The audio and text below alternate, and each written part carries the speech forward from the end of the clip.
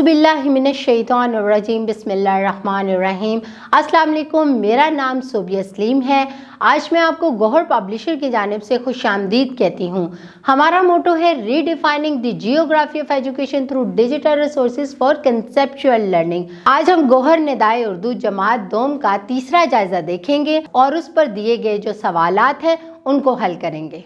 अब हम जल्दी से सफ़ा नंबर 117 खोलते हैं और देखते हैं तीसरे जायजे में पहला सवाल कौन सा दिया गया है।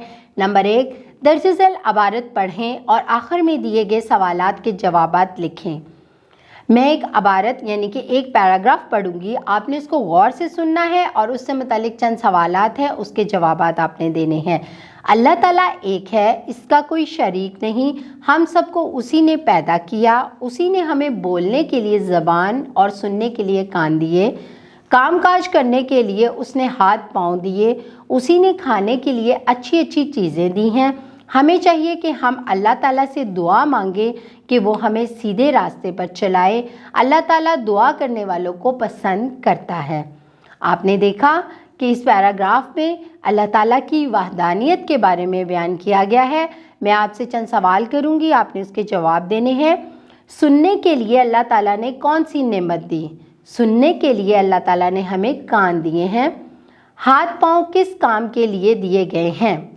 हाथ पाँव काम काज करने के लिए अल्लाह ताला ने हमें दिए हैं। अल्लाह ताला किन लोगों से खुश होते हैं?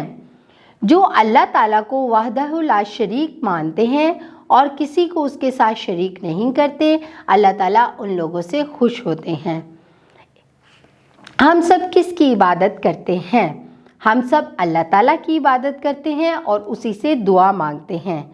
इस इबारत के लिए क्या उन्वान होना चाहिए? कामकाज नहीं, कान और ज़ुबान नहीं, हाथ और पाँव नहीं, अल्लाह वहदहु ला शरीक, अल्लाह वहदहु ला शरीक, क्योंकि इसमें अल्लाह ताला की वहदानियत बयान की गई है। अब हम सवाल नंबर 2 देखते हैं। दर्ज झेल नज़म पढ़ें और आखिर में दिए गए सवालात के जवाबात दें।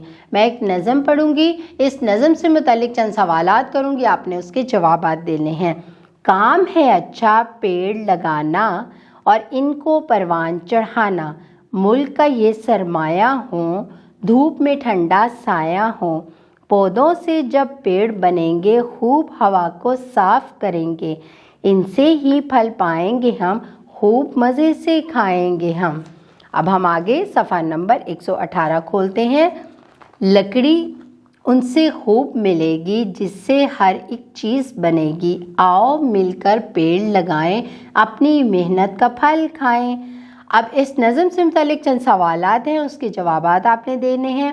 पौधे लगाना कैसा काम है? पौधे लगाना बहुत अच्छा काम है। पौधे हवा को कब साफ़ करते हैं? पौधे से जब दरख्त बनते हैं तो वो हवा को साफ़ करते हैं। पौधों के 2 फ़ायदे बयान करें।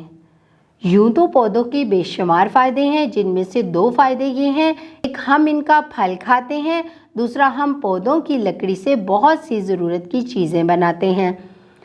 पौधों को परवान चढ़ाने से क्या मुराद है? पौधों को परवान चढ़ाने से मुराद है कि जब पौधा छोटा हो तो उसकी हिफाजत की जाए जब तक कि वो दरख्त ना बन जाए। अब हम सवाल नंबर 3 देखते हैं।